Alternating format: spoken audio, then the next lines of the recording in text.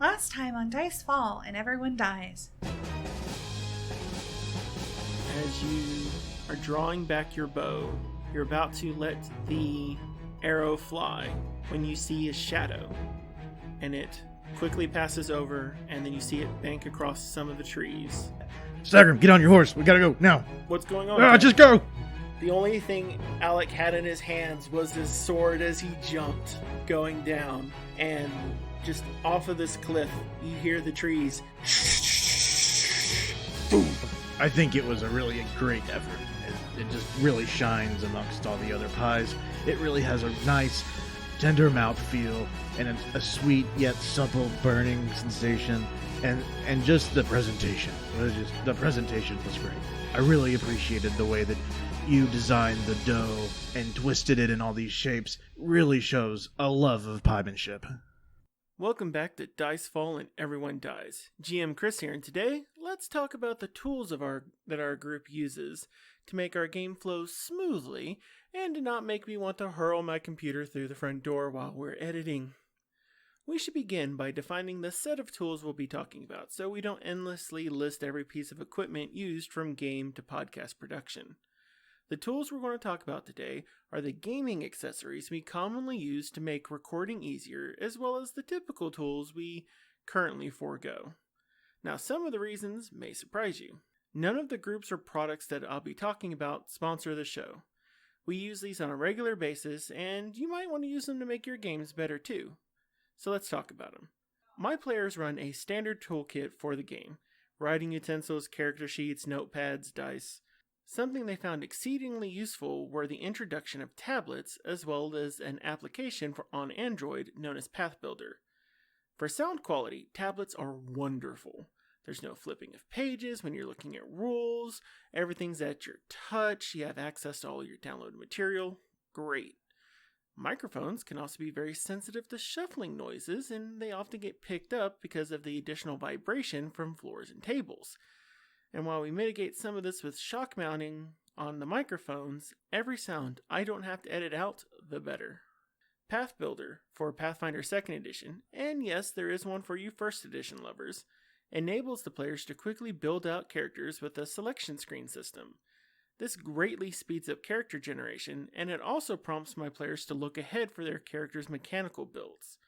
We've even had some story points been made and enabled specifically because this app allowed my players to think ahead for their characters in an easier fashion. Now, the application's not perfect, and the limitation of being on Android devices was a pain for some of my players, but they liked the experience and convenience enough to go grab a basic Android tablet when they were on sale. Now, another sound-focused tool we use are simple leather and cloth dice trays. This is another sound and vibration choice, as we like using a wide array of dice between us, and the sound from leather and cloth trays just comes out right on our audio system. Wood trays and plastic trays tend to leave an echoey sound, and we just didn't like how it reverberated. We have considered the felt-lined wooden dice trays like the beautiful work from Wormwood or Dogmite Games, but we can't really afford their levels of quality yet. One day, though. One day. Now, something we have experimented with, but we no longer use, are actual maps and minis for the Age of Ashes game. This comes down to kind of a stylistic choice for what we want to release every week. Now, our Patreon exclusive game makes liberal use of maps and minis, many of which Shay has prepared specifically for our group. What we've noticed, though, is that as an audio-only podcast, that there's a tendency to rely on the visual inputs that's just too great when we try to record. Narration loses its descriptive quality, and it makes combat feel less engaging because we would begin referencing visuals that the audience couldn't see. Podcasts with video components make great use of maps and miniatures, but they are just too big of a crutch when the visuals cannot be shared during the show specifically. Keeping your storytelling hat on when presented with a tactical problem is really a tough challenge to do well, much less do well and have others enjoy it. On the Game Master side, I start off with the standard toolkit with a couple of bonuses. The GM screen, dice, pens, notebooks, bag of hero buttons. Early on, I added a magnetic combat pad to keep track of initiative, character hit points, and status changes. It saves me a notebook and a lot of page flipping, which can be picked up during recording. Once they were released, I jumped on the bestiary battle cards. Now this supplemental tool allows me to pull a card for any given monster during my prep and not have to rely on pulling out the whole bestiary book. If you want to know more about them, we have a review article up on dicefallpodcast.com. I will get these for every bestiary released, just so that I don't have to pull out a book during recordings and games. They're that useful for me. In addition to my standard toolkit, our group uses the critical hit and fumble decks, as well as the Pathfinder chase cards. Now, the crit and fumble decks feel like an easy add to any game, and I love the excitement and fear that players experience when those natural 1s and natural 20s come up. The chase cards turn out to be a nifty randomized prompt for gameplay, as well as a great tool for making narrative chases easier to run and play. I would love to see supplemental chase cards come out for various regions of Galarion, or other types of exotic locations. Volcano chase, maybe even a haunted mansion chase, or an underwater chase for that matter. The thing I dropped from my toolkit, though, was the GM screen. Now this tool has plenty of reference material on it, but what I found was that our studio is designed in a way that visually separates the party from my game mastering area. And as we got more experience with the system, the references became less needed over time. Now while the aesthetic is still awesome, it's a beautiful set of GM screens, more space and on the play surface just wins out. Now I am looking at the advanced Game Master screen when it releases towards the middle of this year, and that may bring the tool back into my game kit. Recently released are the Pathfinder spell cards. These are cards that have all of the different types of focus spells as well as each of the tradition spells written out on them. We're going to experiment with these as the player side as well as the GM side to see if they save time and make game decisions faster. So far, I like them, they feel good, the boxes are really nifty, but we have to see how they work for the games to see if they're going to be included in our week-to-week play.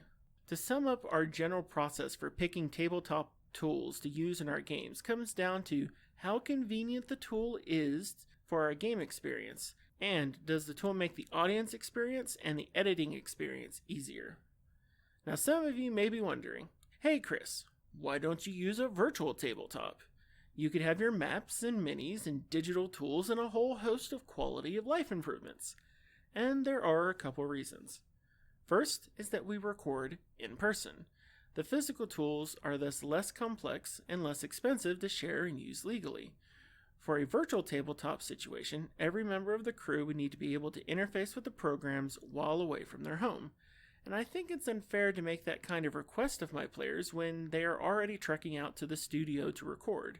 When and if we have extra tech that they wouldn't have to pay for themselves, is when we're going to really seriously consider a virtual tabletop. The second reason is that we don't have a video component. If we did, a virtual tabletop is practically a must-have since combat gets a lot more engaging and easier to follow for an audience when they can see the characters and see how they're positioned. Shows like Critical Role and Dimension 20 use great camera work and a diehard passion for models, which I empathize with and aspire to. But my dreams are kind of at a Wormwood level of quality, but our budget's at that Roll20 level of quality. Video is always going to be a serious consideration, and not too much of stretch to do technically, but we're also a group of friends sharing our passion, and I'm not going to try to push them into something they're not yet comfortable with. You know, ripping their hearts out in game is one thing, but then broadcasting to the internet the ugly cry that follows is another thing. Speaking of ripping out hearts, you can have our hearts when you leave a rating and comment on the podcast on either the Podchaser, Spotify, or Apple Podcast platforms. That helps increase the show's visibility to those mighty algorithms. And if you really want to help the show out, you can always share the podcast with your friends in your game group so that they can learn from our mistakes firsthand. Now, when we last left off, Demos was joining the table so we can see what this bard gets up to in his free time. Let's find out how that turns out.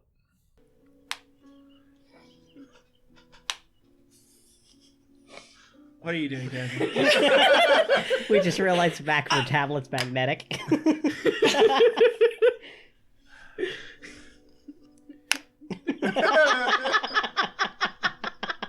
don't think it's supposed to be magnetic. Okay. I was not prepared for that. Oh, man. So, Jules, tell me what all the things that you want Damos to accomplish during these next 12 weeks or so. So, aside from wanting to be of some help to everything going on, he wanted him to be able to go and make money to go towards the Citadel and maybe flirt with way too many people. Flirt with way too many people? Way too many people. All right.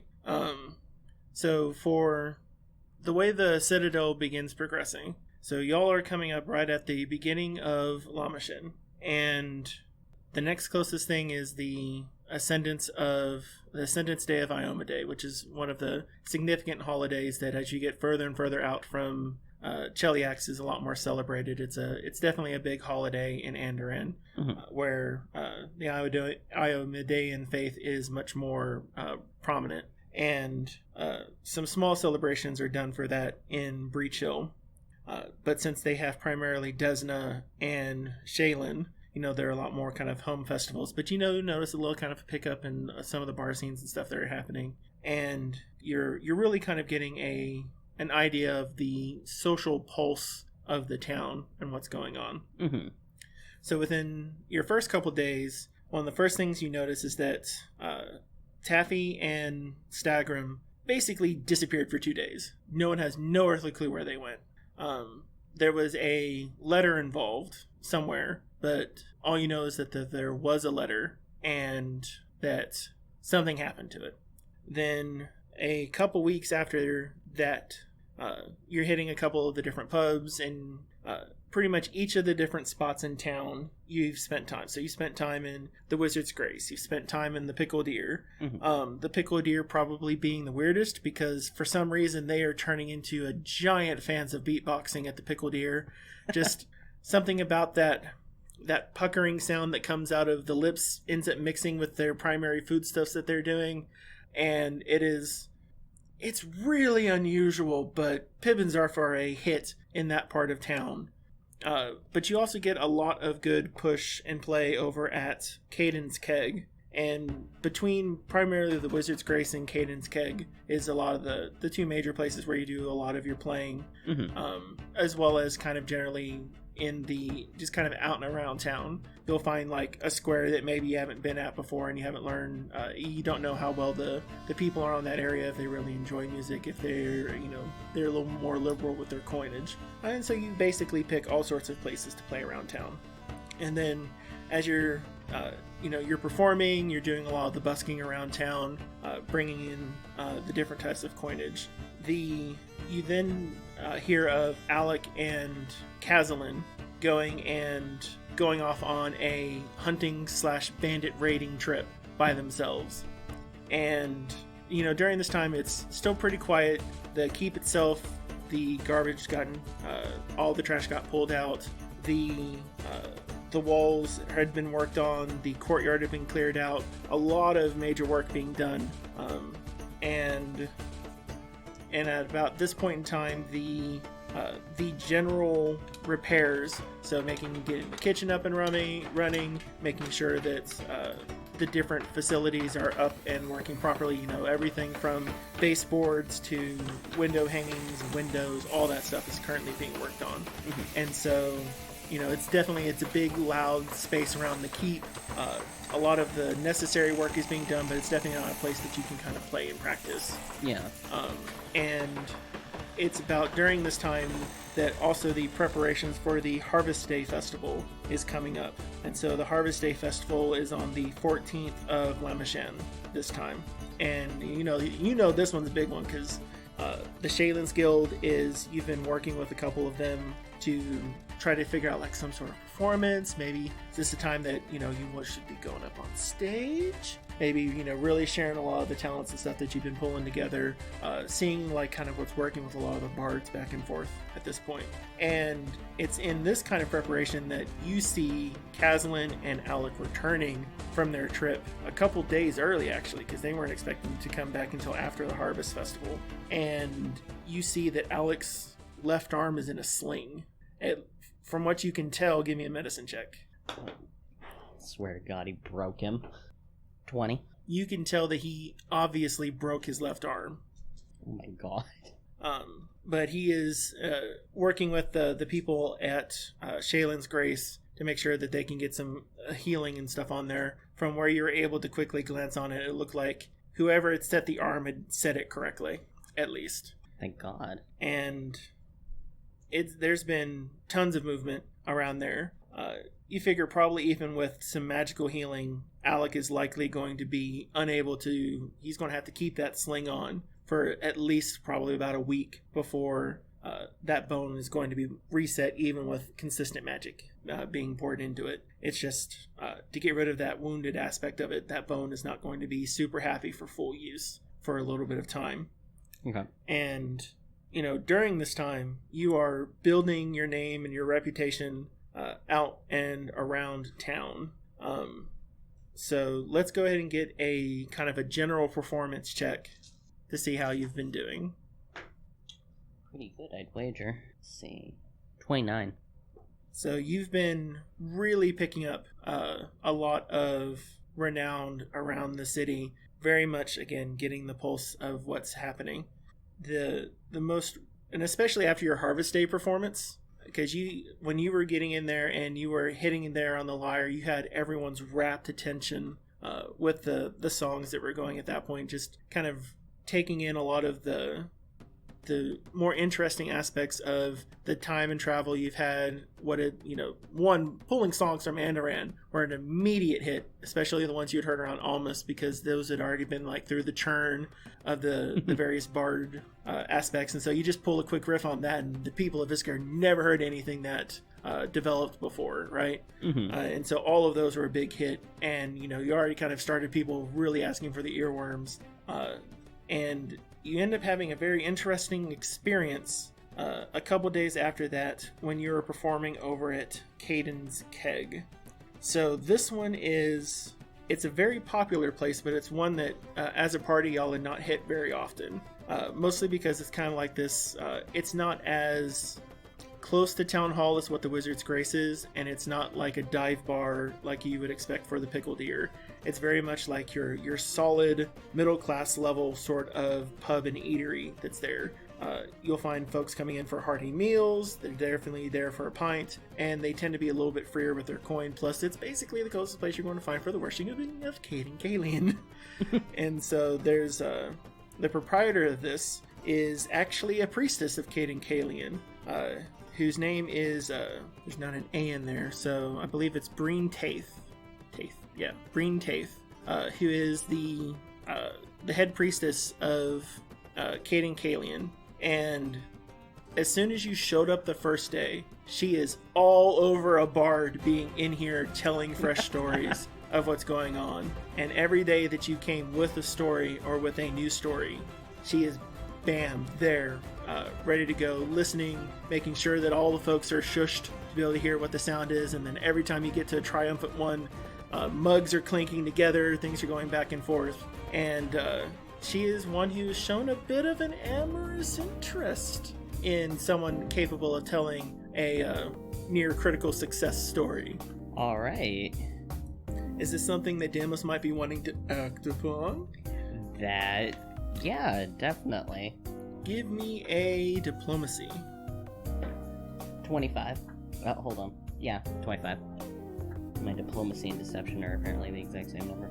So as you get to know, so the more that you've gotten to know Breen, you can tell that more than just a devout priestess, as far as you can get devotion for Caden Kalian, she's also a very shrewd businesswoman, in that, because every time you're coming in, more drink is flowing, which means you're getting more alms and ales distributed throughout. And there's just this one time that you get into this Andoran love song that you just hit that note just a little bit. You begin remembering back to the things that you were dealing with before heading out on Breachill. Now you think 2.5 months ago, almost 3 months ago, when it was going, you're just kind of rolling that over as the lines are, rolling from you. The crowd kind of quiets down and they're just kind of listening to it, and you get the look. You know the look. It's that same look when you did that just perfect song, when you had your leg hiked up on the side of the ferry boat that was able to melt that heart that one time. Do you act on it? Yes, absolutely. How are you going to approach this? Oh, shoot. Harsh forethought for me. Kind of, go up to her and do the idle chit-chat stuff afterwards. He's going to try to infer to her, it's like, hey, do you want to go upstairs? Alright, go ahead and give me we'll go with diplomacy on this one. 21. So very much in tuned. She appreciates the reaction to the come hither look, and she takes you upstairs for that one. You head upstairs. This the Caidens Keg is not as much of it's not an inn and bar establishment. It's very much bar, and then with the facilities for the clergy themselves being up there. So you can tell this the living space for Breen, and as well as the storage space for some of the different materials. Instead of going down, this one goes up if you compared it to like the pickle ear. And she takes you into where her locked door in her rooms is, and the place is just absolute chaos upstairs.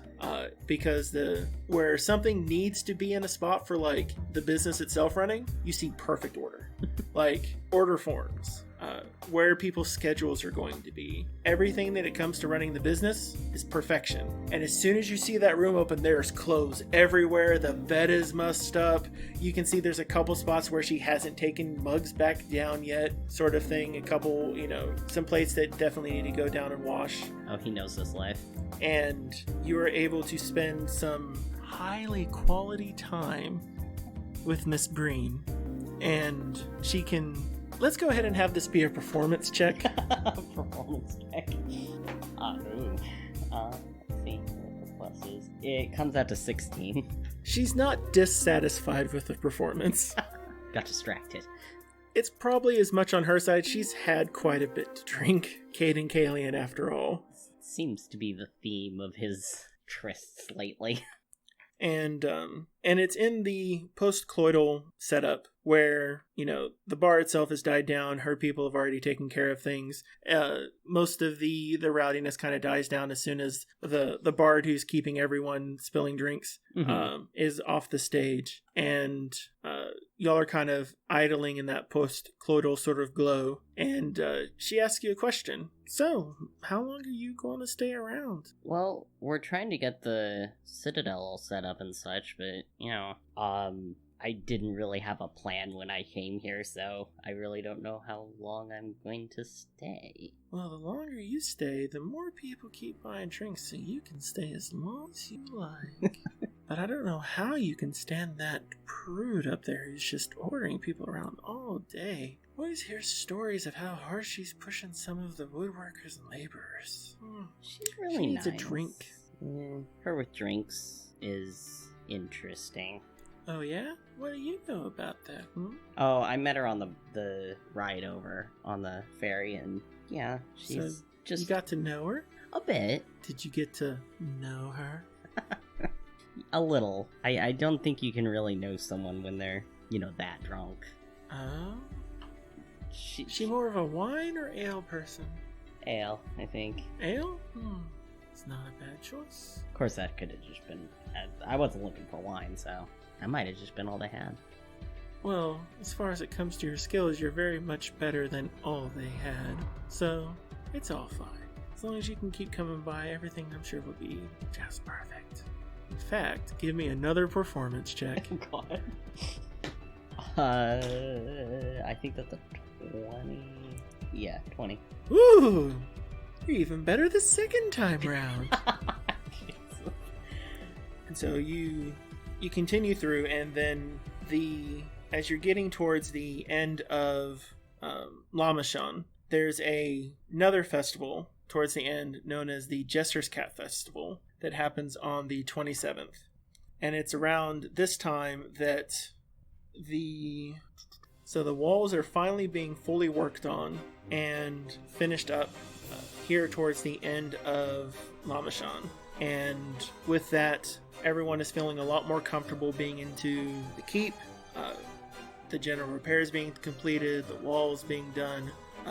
You can tell that Mr. Axebane or Rorsk has been in and out of the keep fairly often and has begun organizing a good chunk of labor to begin working on the upper battlements that have also been crumbling.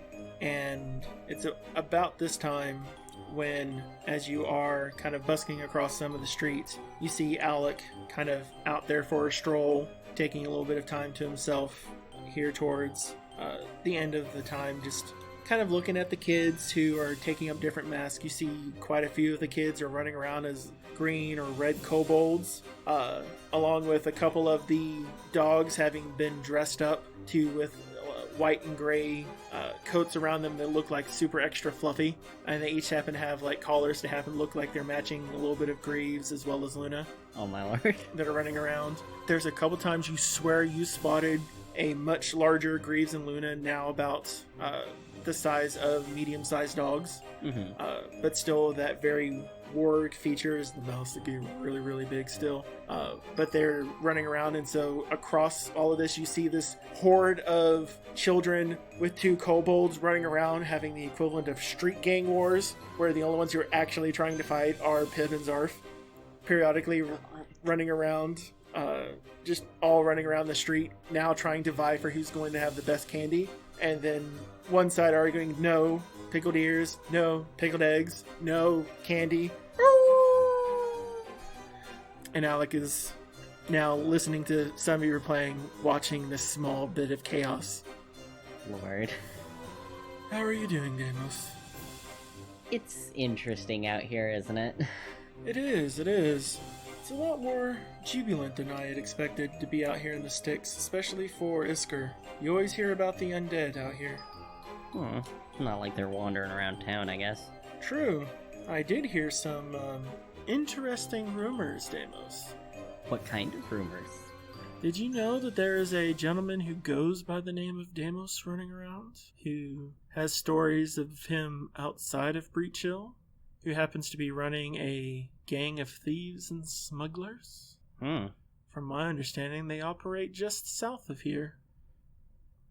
Common name, I guess? Well, potentially. It's definitely far less common than Nicodemos, but we should always be careful about our pseudonyms. We never know when things might latch on to them. Have you been enjoying your new rooms up at the keep? It's almost kind of lonely in there, not having the same room as Stano anymore. Interesting. I had wondered what that was going to be like. But at least you have the space to yourself. I don't know, I like sharing the space. Obviously not up to much, but... Well, you could always share some space with Yolecha, or potentially Pib and Zarf. You have to be careful of Yolecha, though. Sometimes she winds up under her bed and it's just creepy. Oh, that was always the stories back home. No, they're perfectly friendly, and I don't mind them being around, but, it's really disorienting to wake up in the middle of the night with one of their faces in yours. Ah, have they beatboxed at you yet? They think it's funny to act like what they consider to be an alarm. Yeah. Yeah. And then when they get the pups into it as well. So I think I'd rather member the party around versus Pib and Zarf. I love them, but no, thank you. I saw you've been heading over to the Keg fairly recently. Yeah, it's a really friendly group over there. Friendly?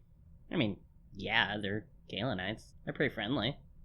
I suppose you've been helping their business keeping the drink going back and forth the entire time. Oh, I have been told, yes. You know the rumor that's going around.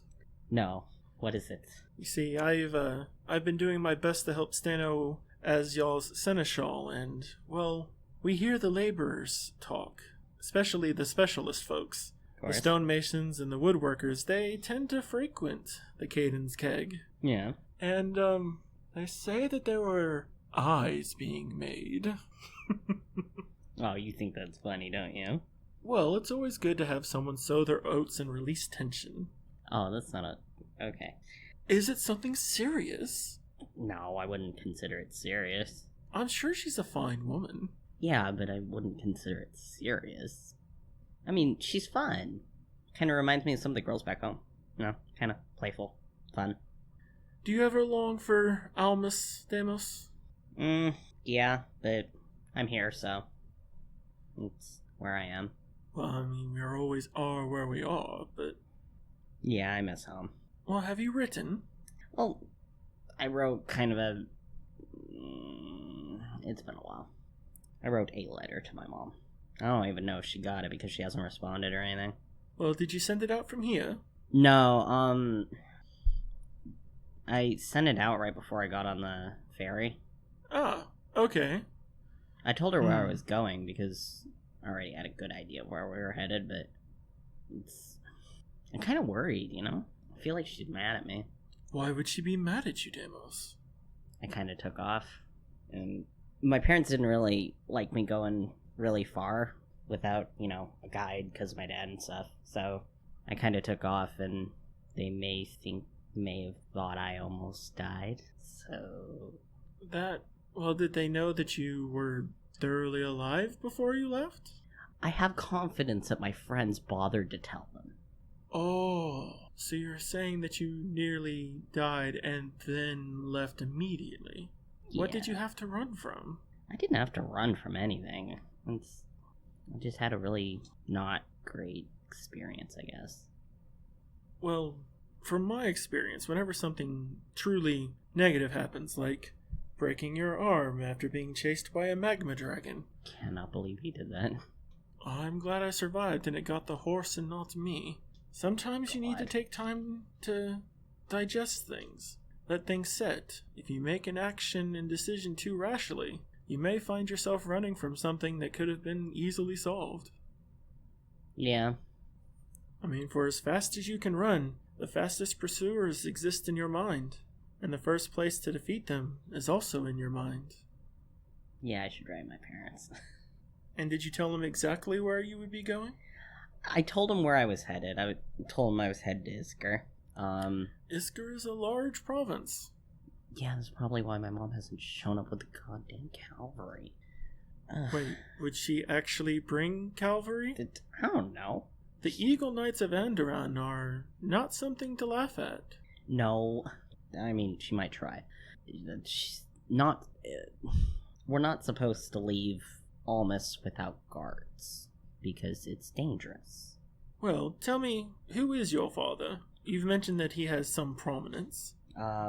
Yeah, he's part of the... What is it, the People's Parliament?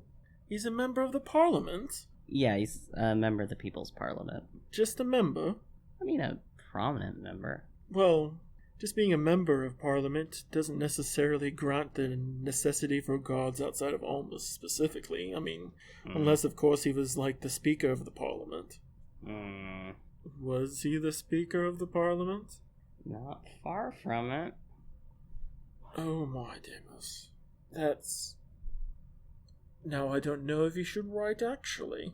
If you wrote a letter from this space now and it was intercepted, you could easily have assassins on your tail in a heartbeat. If not to kill you, then to capture you. Ugh, you sound like my mom. Well, at this point, you're a bargaining chip.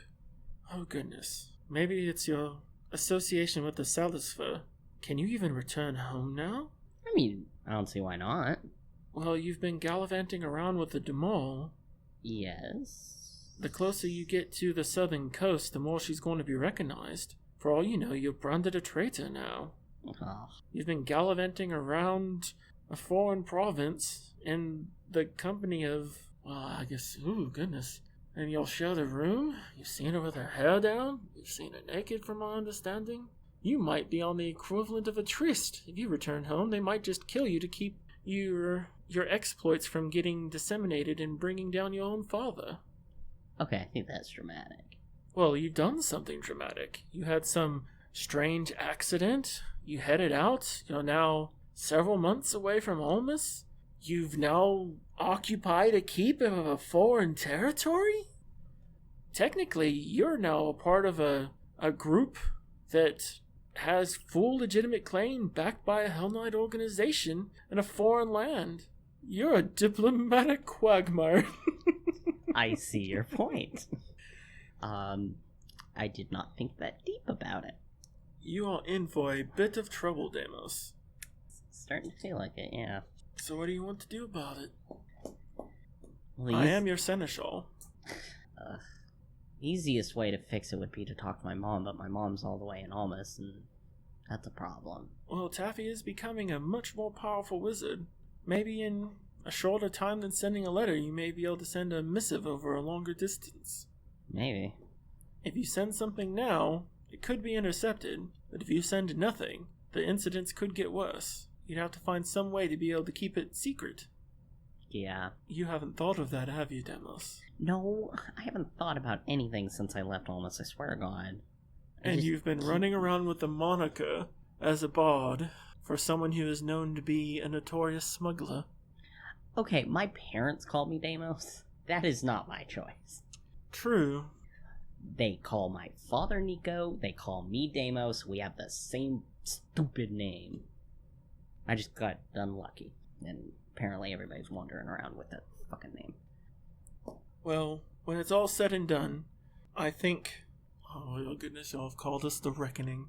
I'm just going to call us Wreckers. It's just much easier, especially considering all of the demolition that's been happening over the past several weeks. You have the Wreckers to stand beside you. We will wreck their face. Reassuring. Just like you've been wrecking poor Brienne Taith's establishment. I'm not wrecking it. Well, you've definitely been making sure that you've been wrecking her stores of ale, that's for sure. I think she appreciates it, it's okay. True, she is a very shrewd businesswoman. She is. At least from everything that I've heard from the laborers. Now, what are you going to do when that rumor about you wrecking her personally gets to Steno's ears? I have no idea. If you tell her I'm coming for you. I don't know how I'm going to do it because I am much smaller, but I am coming for you. Demos, your hands are far too delicate for that, and you know it. I know. Do you remember the time that you accidentally flicked your knuckle across Cazalin's armor? Yeah, I think I might have a scar from that. I'm a little bitter. He deserved it. He deserved to be smacked. Well, the Highlands showed him what it's like to go a little too far. Anytime you're chased by a magma dragon, at least I think it was a magma dragon, all I remember was the heat coming off of it.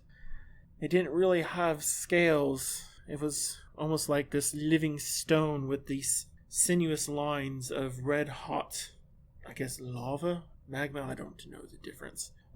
All I know is that it was ferocious, and it ate my horse. Do you know how hard it's been to be able to get another horse rented after you've gone ahead and lost two as part of the reckoning? Haven't really had to worry about that. I bring my horses back alive. True. And you've also been riding other mares. Har har har. As the festival continues on, the kids are all scurrying around, and it moves in from Lamashon into Neth. So there's a lot of different types of holidays that pop into Neth. You have the Abjurant Day, which is very much part of the Nethanese faith that's going on, and it really kind of begins reminding you of the oaths and vows that were done, not as a part of Nethys itself, but really kind of begin reminding you that not just Caiden and Desna and Shaylin are venerated in here. There's, though not big, large chapels, there are folks of multiple different faiths that are here as well. And you end up getting some of those pangs for Gazre as well, coming in, just those reminders of your faith. Is there anything that you want to do to kind of begin exploring along those lines of some of the faith stuff, or do you want to continue focusing on singing the heralds of the refreshing keep of the Reckoners? I think he'd try to seek someone out that is working with Godre. So the best spot for that, oddly enough, ends up actually being the Shaylin's Grace. And the guild being kind of the hub of all of the different artisan activities going on. The influence of the water and the land here for the Breachill Creek, so Breachton's Creek, has a presently waning influence because you're beginning to head into the winter months. Mm-hmm. But it has brought a lot more emphasis on aspects of the land as the land is beginning to kind of begin to go dormant. It's the aging aspect of Gozray's really brought out during this point in time. And the individual you're able to meet is what appears to be kind of an aging human. He's got the long white beard, the graying hair, still with the faded blues, kind of the pale faded greens at this point. And as you kind of begin asking questions around, he's kind of a fairly short individual, probably 5'4" or so, and he just kind of pops up. What can I do for you, sonny boy? Jesus. I was just looking to see if I could get in contact with somebody. Who'd you need to get in contact with? Just, I don't know what to call them. Goshrins? Is that the word? Yes. Just a Goshrin in general. And what did you need him for? Did you need a copy of the book? I mean, that's not a bad place to start, I guess. Would it be this book here? Gozray and You, Land and the Sea. I swear to God, I had one of those when I was 5. Ah, so you need a text that's a little bit more robust. Yes? How about The Pleasures of the Sea and the Love of the Land? Oh wait, that's the romance novel. Oh my God. How about The Old Man and the Sea? Sure. He's just gonna awkwardly take the book. He's like, I don't know what I'm even here for now. Well, you said you wanted to talk with someone who was of the Gozran faith. That's why I'm here. Yes. What did you need to talk about? Just haven't done any. I was raised with it, and I just haven't connected with it in a really long time. And I kind of. Are you feeling lost, Sonny? Yeah, I think that would define it. Yeah. Well, the first thing of not being lost is knowing where you are. Do you know where you are? Have you been hit on the head? Do you have amnesia? You're a very quirky fellow. Yes, I know where I am. You do you? If you know where you are, then are you really lost? Or are you lost on the sea of emotion? Alright, bud. I guess? Ah. Yes. The sea, she is my cruel mistress, and a cruel mistress to all. It is easy to be lost upon the sea, to know where you are, but then to know that wherever you are is meaningless. It's much easier to find yourself upon the land, but then when your heart is still at the sea, and your body is on the land, you find yourself needing to balance the duality of the two. Do you need balance, young one? Yeah. Tell me then, what is out of balance for you? You can sing a pretty tune. You can carry a harmony. You can carry a beat and a rhyme. So what is out of balance for you? One, Deimos just a hair creeped out. Especially because he keeps bouncing around from side to side. He's like, you look around. I don't remember anyone anywhere at home who was like this. Why? Well, some crappy stuff happened, and now I'm here, and I don't know why I made the choice to be here. Well, then maybe it's defined by the crappy thing that happened. What crappy thing happened on the sea, Deimos? Crappy mission that went crappy and a bunch of people died. The sea claims whoever she pleases, Deimos. You know that. Yeah. But you didn't want her to claim that one, did you? No. Tell me about her, Deimos. God, she was beautiful. She was really sweet and cared about everybody, and I was going to marry her. And the sea takes what is most precious from you. Yeah. Now I'm all the way out here, and I don't know if it's safe to contact my parents because I made the stupid move of leaving, and it really sucks, don't it? leaving is not necessarily a stupid move. Remember, you can never actually stand still in the sea. The sea will always move you. And even when you stand still on the land, the sea will find and claim you, whether it be the drop of rain, the creek that leads down into the river, and then the river back out to the sea. All things are connected, Deimos. Just as you are connected by the event, your actions here are connected to the sea, just as they are to the other Deimos. Why is everybody obsessed with telling me about this man? Who is this man? Ah, the other Deimos? Yes, I have no idea who this other Deimos is. A bandit, a brigand, a charlatan. One who takes and has been robbing the land, pulling things around, hurting and making more fluid fall to the sea, running rivulets of blood wherever he be. You are a much better Deimos than that one. The worst thing you'll do is make panties fall, and tender caress giveth to all. I'm glad to hear my reputation is preceding me, I guess. Well, tender hands and tender heart, they say. The question is, are you going after that which you truly desire? Going after the one who is stone and cold? Or maybe the one whose muscles ripple and rile? My God. They're both of the land, though. Yeah. Maybe you should decide whether or not you are land or sea. If you wish to have the land, then maybe you need to be the sea. Or if you wish to be the land, you need to find some sea. I think I've had enough sea in my life. Can there ever be too much of the sea? There are many who go their entire lives always aching, desiring it. Other folks locked on the land, who never know its embrace and never find a quiet heart. But that's why we write books Okay. and songs. Things to quiet the mind and to placate the ocean of emotion. Yeah, you do remind me of some of the people my mom works with. And if you ever need more, you can always come back and see me. And he fades away. Jesus fuck. Do you wish to continue performing at Caidens Keg? Probably a little less, but yeah, periodically. And is there anything that you want to pick up or do specifically around Breachill? I don't know what that question means, to be honest. Is there anything in particular that you wanted to buy, purchase, get upgraded? Oh, I'd really like to upgrade his armor. Because he's wandering around and is just a squishy little critter. What kind of armor do you have? Studded leather. So you want to head over to Quarters and Bits? Yeah, sure. So you head over to Quarters and Bits and you find Crink Twiddleton and his staff of halflings. You don't remember there being this many halflings. There's so many. But they're able to come over and as they're working with you, well, what type of armor do you need, Sonny? Well, I like what I have, but it's not, like, it's, like, comfortable and such, but I want it to be a little stronger, because I'm getting hit an awful lot lately. Well, if you're getting hit an awful lot, maybe you should dodge.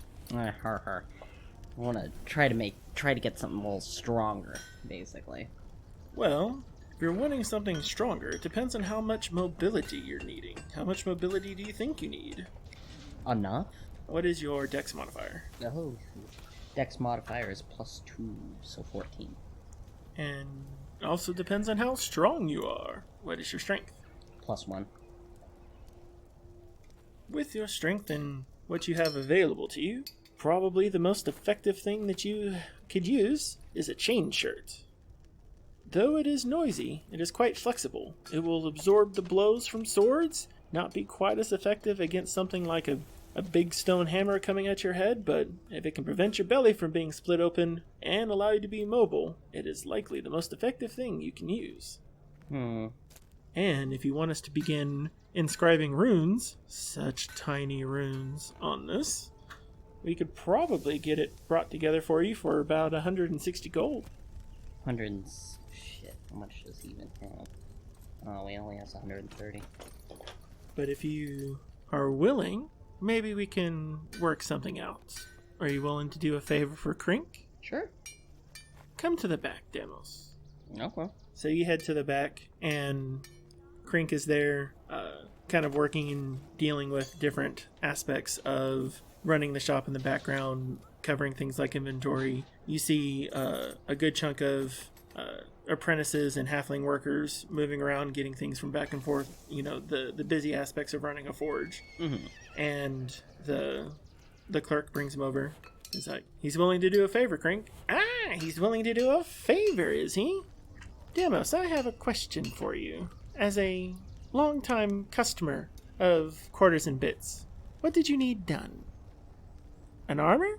Yeah, we wanted to put a rune on the armor.